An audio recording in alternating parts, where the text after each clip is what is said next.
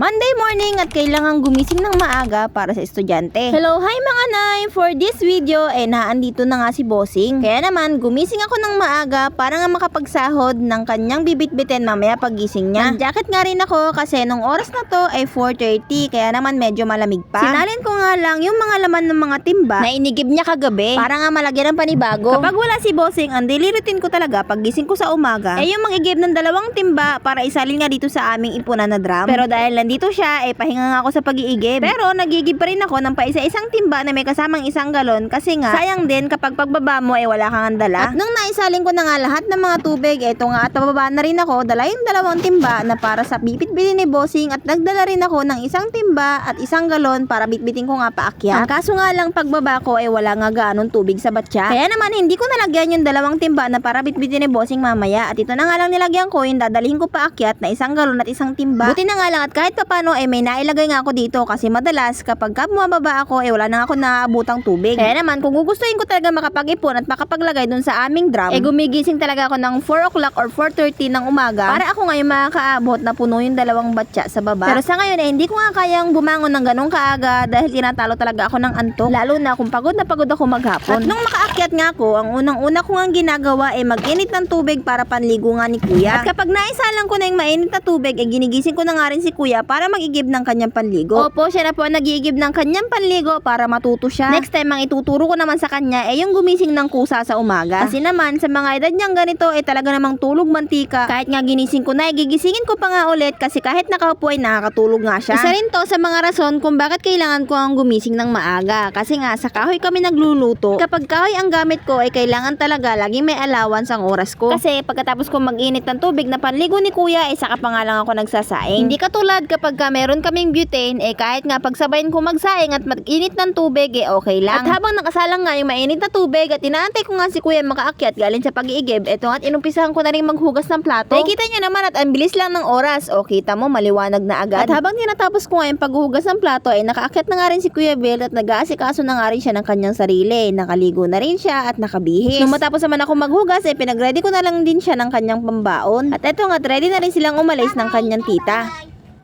Ayos mo ID mo. Babay kay Ivan.